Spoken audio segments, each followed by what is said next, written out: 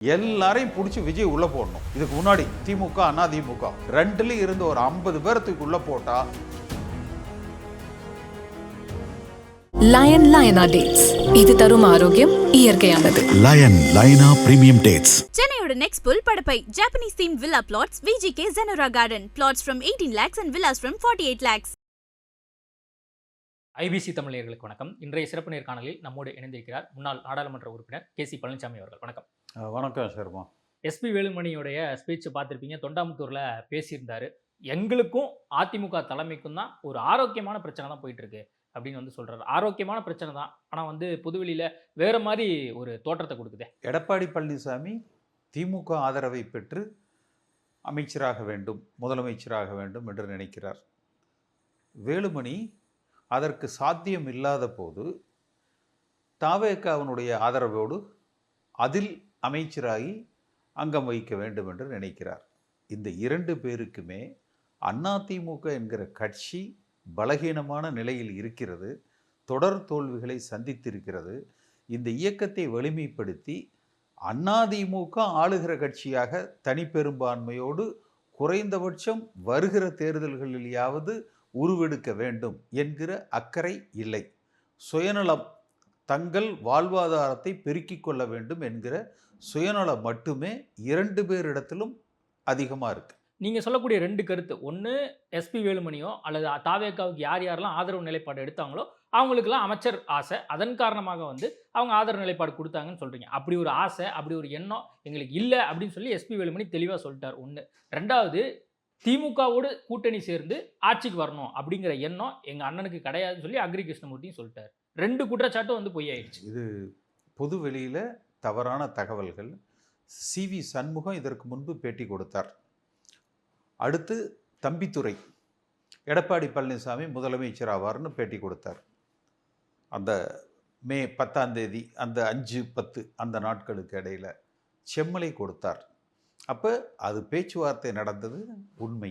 அது எடப்பாடி பழனிசாமி சொல்ல எடப்பாடி பழனிசாமி அவரை சொல்ல குறித்து பேசல. அதே நேரத்தில் அவருக்கு அந்த மாதிரி என்ன இருக்கிற மாதிரியே தெரியலையே.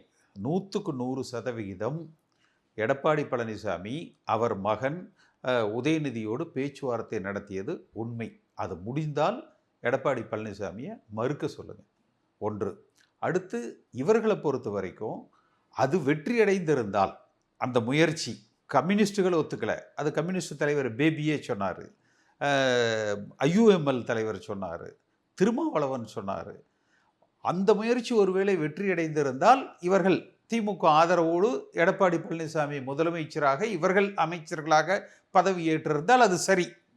அந்த முயற்சி வெற்றி அடையாத போது திருமாவளவன் முதலமைச்சர், இன்னைக்கு கூட CV சண்முகம் சொல்லியிருப்பார், திருமாவளவன் முதலமைச்சர், இவர்களெல்லாம் அமைச்சர்கள், எடப்பாடி பழனிசாமிக்கு எதுவும் இல்லைன்னா துணை முதலமைச்சர். அதை அவர் ஏற்றுக்கொள்ளலை. அதனால் இந்த முயற்சி தடைபட்டு விட்டது. அதுதான் இவர்களுக்குள்ள பிரச்சனை. அப்போ நோக்கம் ஒன்று தான், கொள்ளையடிக்கிறது. யார் கூட இருந்து கொள்ளையடிக்கலாம். ஏன் இந்த தேர்தலில் நம்ம 47 இடங்கள் மட்டும்தான் வெற்றி பெற்றிருக்கிறோம்? ஒரு ஆளுகிற வாய்ப்பை தொடர்ந்து பெற்றுக்கொண்டு வந்த அதிமுக இந்த முறை சரியான எதிர்க்கட்சியாக பயணித்திருந்தால் மீண்டும் ஆட்சி பொறுப்புக்கு வந்திருக்க வேண்டிய அதிமுக மறைமுக ஒப்பந்த அரசியலை ஸ்டாலின் அவர்களோடு திமுக அரசாங்கத்தோடு நடத்திய காரணத்தினால, சரியான எதிர்க்கட்சியாக செயல்படாத காரணத்தினால அந்த வாய்ப்பை விஜய் பயன்படுத்தி கொண்டார். ஒன்று. அடுத்து, இன்றைக்கு இவர்கள் இந்த நிலையை எடுப்பதற்கு காரணமே செந்தில் பாலாஜிக்கு எந்த விதத்தில் குறைந்தவர் வேலுமணி ஊழல் வழக்குகளில் சொல்லுங்கள். செந்தில் பாலாஜி மேலே எவ்வளோ வழக்குகள் இருக்குதோ அதை விட அதிகமாக வேலுமணி மேலே இருக்குது. அப்போ இவர்கள் ஒரு போக்கு காட்டுறது, அதாவது தூய சக்தின்னு சொன்னவங்க இப்போ பார்த்தீங்கன்னா துர்நாற்ற சக்தியாக புதுக்கோட்டையில் கஞ்சா வாடை, குட்கா வாடை எல்லாம் அடிக்குது. கோயம்புத்தூரில் எப்படி காசு பண்ணலாம் என்கிற அந்த யுக்திகள் வகுக்கப்படுது.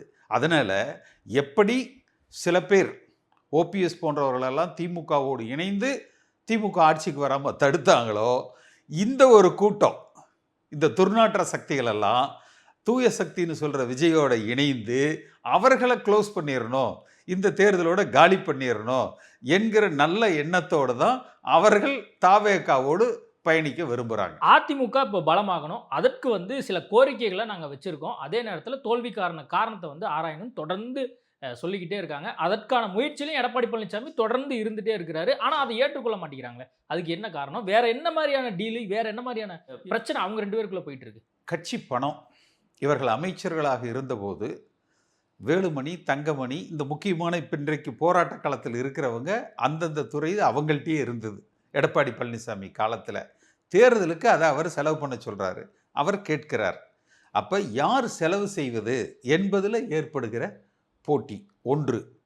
அடுத்து எதிர்காலத்தில் எடப்பாடி பழனிசாமி இப்போ திமுகவோடு நல்ல ஐக்கியமாகி கடந்த 5 ஆண்டுகளில் தன்னை வளப்படுத்தி கொண்டு விட்டார். இப்போ வேலுமணி சொல்கிற ஒரு குற்றச்சாட்டு, வருகிற உள்ளாட்சி தேர்தலில் வெற்றி பெற வேண்டும், கட்சி கிளை அடிமட்ட நிர்வாகிகள் பொறுப்புக்கு வரணும்னு சொல்கிறாரு. வேலுமணி 10 ஆண்டு காலம் உள்ளாட்சித்துறை அமைச்சராக இருந்தார். அதாவது ஒரு பஞ்சாயத்தில் ஒரு வார்டில் நடக்கிற டெண்டர் கூட கமிஷன் இவருக்கு வரணும்னு சொல்லிட்டு அந்த உள்ளாட்சி தேர்தலே நடத்தாமல் மொத்த கமிஷனையும் அள்ளி குவித்தது வேலுமணி. ஒருவேளை அந்த இவர் உள்ளாட்சித்துறை அமைச்சராக இருந்த பொழுது உள்ளாட்சி தேர்தல் நடத்தப்பட்டிருந்து அந்தந்த பகுதியில் கட்சி தொண்டர்கள் பொறுப்புக்கு வந்திருந்தால் கட்சி பலப்பட்டிருக்கும். இது ஒன்று. அடுத்தது, இப்போவும் அவர் சொல்கிறது ஒரு முரண்பாடாக இருக்குது.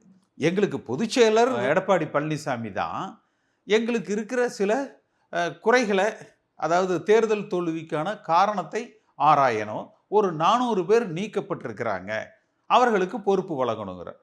தினகரன் சசிகலாவை சேர்த்தணுங்கிறாரு. சென்ற தேர்தலில் தினகரன் கூட தானே இருந்தார். இந்த 400 பேரும் எடப்பாடி பழனிசாமி ஆதரித்து தானே இருந்தாங்க. வேலுமணியே சொல்லியிருப்பார், நாங்கள்லாம் எடப்பாடி பழனிசாமி முதலமைச்சர் ஆகணும்னு தான் வேலை செஞ்சோன்னு. அப்போ ஏன் தோத்தாங்க? அப்போ தோல்விக்கான காரணம் யார்? எடப்பாடி பழனிசாமியா இல்லை எஸ்பி வேலுமணி சார்ந்து இயங்கின அந்த கேங்கா? யார் தான் காரணம்? 2 பேரும். அதாவது திராவிட கட்சிகள் 2மே கடுமையான தோல்வியை சந்திச்சிருக்கிறாங்க. அது திமுகவும் சரி, அதிமுகவும் சரி. விஜய் வென்றெடுத்ததற்கு ஒரே காரணம் கொள்ளை, லஞ்சம். அதாவது இன்றைக்கு கூட விஜய் என்ன சொல்கிறாரு? லஞ்சம் ஊழல் இல்லாத ஒரு ஆட்சியை நான் கொடுப்பேன்னு சொல்கிறாரு. ஏன்? திமுக அதிமுகவில் 2லையும் சேர்த்து ஒரு 50 பேர், ஒரு 15, 20, 25 ஆண்டு காலத்தில் அமைச்சர்களாக இருந்தவங்க எல்லாம் வழக்குக்கு உட்பட்டவர்கள். அவர்கள் மீது வழக்கு பதிவு செய்து சரியான விசாரணை நடத்தி தண்டனை பெற்று கொடுத்து அந்த சொத்துக்களை மீட்டால் ஒரு 10 லட்சம் கோடி தமிழ்நாடு அரசாங்கத்தினுடைய கடன் அடைக்கப்பட்டுரும். இவர்கள் இப்போ இந்த சண்டை போட்டுக்கிறது கூட என்னன்னா கவனத்தை திசை திருப்புறது. இப்போ எந்த சண்டையில் அதிமுக அடுத்து ஆட்சிக்கு வந்துடும் பலமாக இருக்குன்னு வச்சுக்கங்க, உடனே என்ன செய்வாங்க?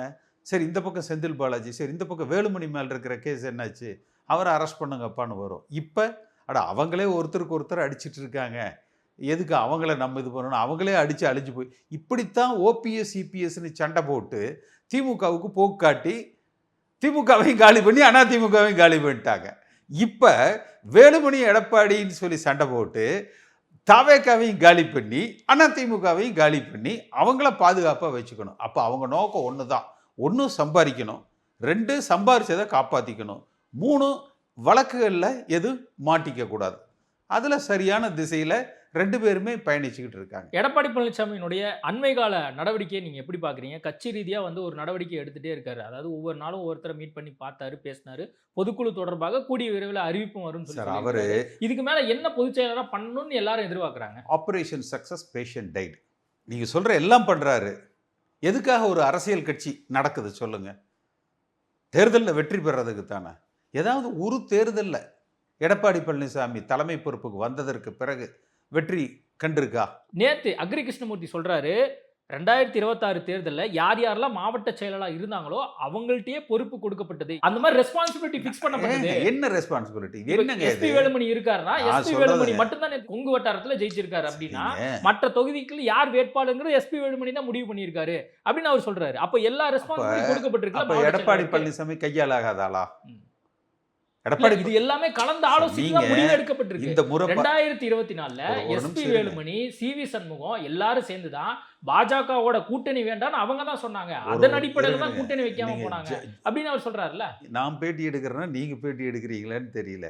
ஒவ்வொரு விஷயத்துக்காக நான் சொல்றேன். விஜய் இந்த தேர்தலில் வெற்றி பெற்றார். மக்கள் எதை பார்த்து ஓட்டு போட்டாங்க? விஜய் விசில்.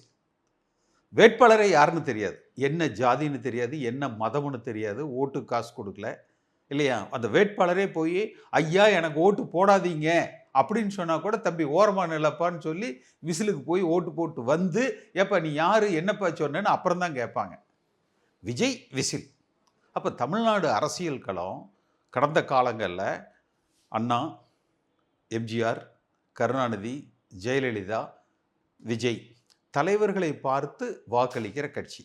அப்படி இருக்கிற பொழுது யார் வேணாலும் வேட்பாளராக இருக்கட்டும், வேலுமணியே செலக்ட் பண்ணியிருக்கட்டும், சிவி சண்முகமே செலக்ட் பண்ணியிருக்கணும், எடப்பாடி பழனிசாமி முதலமைச்சர் ஆக வேண்டும்னு தானே எல்லாரும் ஓட்டு கேட்டாங்க.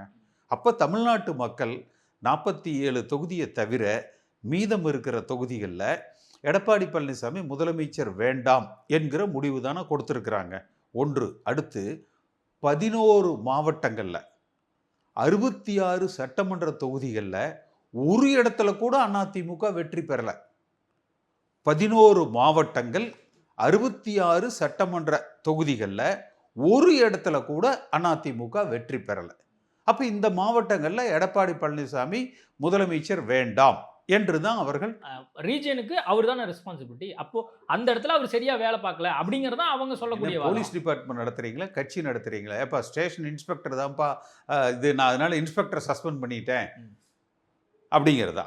நீங்கள் கட்சிங்க, அரசியல் கட்சிங்க. அரசியல் கட்சியில் தலைவரை பார்த்து தாங்க ஓட்டு போடுவாங்க. அதாவது எம்ஜிஆர் காலத்தில் கழுதையை நிறுத்த வச்சா கூட ஜெயிக்கும் ரெட்டலையில், அப்படித்தான் சொல்லுவாங்க. யார் வேணாலும் நிற்கலாம், வேட்பாளர் முக்கியமே இல்லை, தலைமை எடப்பாடி பழனிசாமி முதலமைச்சர் ஆகணும்ப்பா அப்படின்னு மக்கள் முடிவு பண்ணிட்டு யாரும் போய் தடுக்க முடியாது. அந்த இது அப்ப எடப்பாடி பழனிசாமி என்பவர் தகுதியற்ற தலைவர், பலவீனமான பொதுச் செயலாளர், தகுதியற்றவர்னு சொல்றேன். சிஎம் வேட்பாளர் அப்படின்னு சொல்ல வரீங்களா? எந்த இடத்துக்கு என்ன குவாலிஃபிகேஷன் அவர்கிட்ட இருக்குன்னு வச்சுக்கோங்க. பேச்சாற்றல் இருக்கா, சொல்லாற்றல் இருக்கா, எழுத்தாற்றல் இருக்குதா, சித்தாந்த பலம் இருக்குதா, அனைவரையும் அரவணைத்து செல்லுகிற தன்மை இருக்குதா, திராவிட கோட்பாடுகள் தெரியுமா, ஒரு ஐடியாலஜி இருக்கா, என்ன இருக்கு அவர்கிட்ட? ஒன்று தெரியும், கரெக்டாக பர்சன்டேஜ் போட்டு வசூல் பண்ணுறது, பாயிண்ட் போட்டு பிரித்து கொடுக்கறது, இது மட்டும்தான் அவருக்கு தெரியும். இதை தவிர வேற எதுவும் தெரியாது. ரெண்டாவது அந்த சுயநலம், அதாவது எல்லாம் நான் தான் என்கிற அந்த சுயநலம். அப்போ அவர் தகுதியற்றவர். அதுக்காக வேலுமணி நல்லவர் இல்லை, அவரும் தகுதியற்றவர். அப்போ மொத்தமாக என்ன எடுத்துக்கலாம்? ஊழல் குற்றச்சாட்டுகளுக்கு ஆளான, இதற்கு முன்பு அமைச்சர்களாக இருந்த அனைவரையும் ஒதுக்கி வைத்துவிட்டு இன்றைக்கு அரசியல் சூழ்நிலைகள் மாறிடுச்சு.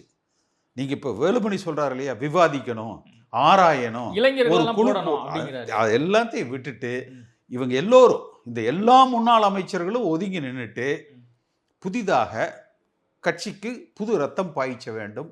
லஞ்சம், ஊழல், சாதி, மதம் இதற்கு அப்பாற்பட்ட, பாஜகவுக்கு அடிமைப்படாத, திமுகவோடு மறைமுக ஒப்பந்தம் இல்லாத, சொந்த புத்தியில் சித்தாந்த தெளிவு இருக்கிற புரட்சி தலைவர் எம்ஜிஆர் காலத்து முன்னோடிகள் இந்த இயக்கத்தை வழிநடத்துகிற பொழுது வளம் பெற்ற, வலிமை பெற்ற அதிமுகவாக அடுத்தடுத்த தேர்தலில் அது வெற்றி பெறும். இந்த 6 மாசத்துல அது சாத்தியமா? ஒட்டுமொத்தமா நீங்க சொல்றதை பார்த்தா எல்லாமே ரீவாம் பண்ணணும், எல்லாத்தையும் கோட்டை எல்லாத்தையும் கலைச்சிருங்க. கட்சி இருக்கணும் என்றால் இது அவசியம். இந்த ஆபரேஷன் அவசியம். 2024 எம்பிக்கள் கிட்டத்தட்ட ஒரு 17 பேர் புது வேட்பாளர் தான் எடப்பாடி போட்டாரு. அப்படி அந்த மாற்றத்துக்கு அவர்கள் உட்படாவிட்டால் தேமுதிக எப்படி இருக்கு, விஜயகாந்துக்கு பிறகு மதிமுக எப்படி இருக்கு, ஏதோ ஒரு கூட்டணியில் சேர்ந்து ஒரு 5 சீட்டு 10 சீட்டு வாங்குகிற நிலைக்கு அதிமுக தள்ளப்பட்டுரும். ஒரு வலிமையான எதிர்ப்பு. இன்னைக்கு சட்டமன்றத்தில் பாருங்க, நேரேட்டிவ், அரசியல் போக்கு எப்படி போகுது, அரசியல் திசை எப்படி பயணிக்குது. உதயநிதியா விஜயா அப்படித்தானே போகுது. கிராமத்தில் எடப்பாடி பக்கம் சொல்லுவாங்க பெராக் பார்க்குறான்னு சொல்லுவாங்க, அந்த மாதிரி உட்காந்து பெராக் பார்த்துக்கிட்டு இருக்கிறாரு. அது சீன்லேயே இல்லை, அரசியல் களத்திலேயே இல்லை. அப்போ ஒரு கடுமையான அரசியல் நிலைப்பாடுகள் வேணும், ஒரு கொள்கைகள் வேணும். இதில் இன்னைக்கு வரைக்கும் பாருங்க, இவர்கிட்ட இருந்து ஏதேனும் ஒரு கடுமையான எதிர் நடவடிக்கைகள் வந்திருக்கா? யாரோ ஒருத்தர் எழுதி கொடுக்குறான், தினம் ஒரு அறிக்கைன்னு விட்டுறாரு, அவ்வளோதான். அது அரசியல் அல்ல. கடுமையான எதிர்க்கட்சி அரசியல் கடுமையாக செய்யணும். இவர்கள் யாருமே எதிர்க்கட்சி அரசியலுக்கு தயாரானவர்கள் அல்ல. அதிமுக இப்ப நல்லா இருக்கணும்னா என்னதான் பண்ணணும்? இப்ப நீங்க சொல்லக்கூடிய விஷயங்கள் ஒரு பக்கம். சொல்லிட்டேனே, அதே மாதிரி இப்ப உள்ளாட்சி தேர்தலில் வெற்றி பெறணும் அப்படின்னா என்னதான் வழி இருக்கு? தலைமை மாற்றம் தேவை. எடப்பாடி பழனிசாமியை நம்பி எந்த தொண்டனும் தேர்தலில் நிற்கிறதுக்கு தயாரா இல்லை. எல்லாரையும் பிடிச்சி விஜய் உள்ள போடணும். இதுக்கு முன்னாடி திமுக அதிமுக ரெண்டுலையும் இருந்து ஒரு 50 பேரத்துக்கு உள்ள போட்டா திராவிடம் வளர்ந்து விடும், திராவிடம் உயிர் தெளியும். சித்தாந்தத்தில் தவறில்லை, ஆனால் சில சுயநலவாதிகளின் கைப்பிடிக்குள் இந்த சித்தாந்தம் இன்றைக்கு தோற்கடிக்கப்பட்டிருக்கிறது. இந்த சித்தாந்தம் தோற்கடிக்கப்பட்டிருக்கு. தற்போது நடைபெற்று வருகிறதே அம்மா ஆட்சி தான் அப்படின்னு ஆதவ அர்ஜுனா சட்டமன்றத்தில் சொன்னார். அதை பார்த்துருப்பீங்கன்னு நினைக்கிறேன். எப்படி பார்க்குறீங்க? சரி, அவர் 2 திட்டிருங்க அப்படின்னு சொல்கிறீங்களே. சரி, இதே அம்மா இருக்கையில் அவரோட மொத்த குடும்பமும் ஜெயிலுக்குள்ளே தான் இருந்தாங்க. அம்மா ஆட்சியாக இருந்தால் சட்டமன்றத்தில் பேச முடியுமா என்ன? ஆதவ அர்ஜுனா அவர் பேச முடியுமா என்ன? 900 கோடி நாங்கள் டொனேஷன் கூட சொல்ல, 900 கோடி நாங்கள் திமுக கொடுத்தோம் என்று சொல்கிறார். அம்மா ஆட்சியாக இருந்தால், அம்மா ஆட்சி காலத்தில் மார்ட்டினோட மொத்த குடும்பமும் 1.5 வருஷமோ 1 வருஷத்துக்கு மேலே ஜெயிலில் இருந்தாங்க. கள்ளலாற்றியை ஒழிக்கிறதுக்கு ஜாமீன் அப்ளிகேஷன் போட்டாலே குடும்பத்தோட தூக்கி உள்ள வச்சிருவேன். நாங்கள் பெயில் அப்ளிகேஷனே போடக்கூடாதுன்ட்டாங்க. கள்ளலாற்றியை முழுக்கமாக ஒழிச்சதுக்கு அப்புறம் தான் போடணும்னு சொன்னாங்க. அப்போ இது அம்மா ஆட்சியாக இருந்திருந்தா ஆதவ அர்ஜுனா உள்பட எல்லோரும் சிறையில் இருந்திருப்பாங்க. அதுக்கும் எனக்கு சம்பந்தமே கிடையாது. அது மாமனாருக்கும் அருமையான கேள்விக்கு கேட்டீங்க. சரி, இவருக்கு எந்த தொழிலுமே இல்லைன்னு சொல்லிட்டாரு. அப்புறம் எப்படிங்க இத்தனாயிரம் கோடி இவருக்கு சொத்து வந்தது? அவரோட தேர்தலில் அந்த பத்திரம் கொடுத்துருப்பார் இல்லையா, சொத்து பட்டியல், அதில் எப்படிங்க அவருக்கு இவ்வளோ சொத்து வந்தது? அதை கேளுங்களேன். இவருக்கும் மார்ட்டின் குடும்பத்துக்கும் சம்மந்தம் இல்லை, இவர் சொந்தமாக எந்த தொழிலும் செய்யலை. சரி, இவருக்கு எப்படி இவ்வளோ சொத்துக்கள் வந்ததுங்க? அதாவது விஜய்க்கு ஆபத்து. ஏன்னா ஒரு நேரேட்டிவ் அசம்பிளியில் உதயநிதி கைது செய்யப்பட்ட பொழுது என்னன்னு வந்தது? விஜயா உதயா இப்படித்தானே வந்தது. இவருக்கு அது பொறுக்கல.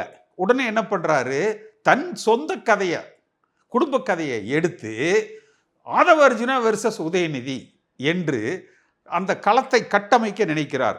நீங்கள் எழுதி வச்சுக்கங்க, இந்த அரசாங்கம் காலம் முடிகிறதுக்கு உள்ள விஜய்க்கு போட்டியாக இந்த கட்சியை உடைப்பார்.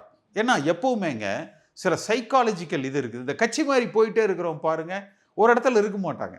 ஒரு கட்சியில் நிலையாக இருக்கிறவங்க பாருங்க, எந்த சூழ்நிலை வந்தாலும் அந்த கட்சியை தாங்கி பிடிப்பாங்க. அதனால இவரால் விஜய்க்கு ஆபத்து இருக்கு. சரி சார், நிறைய விஷயங்கள் குறித்து பேசியிருக்கோம். நேர்காணல் கொடுத்ததுக்கு மிக்க நன்றி.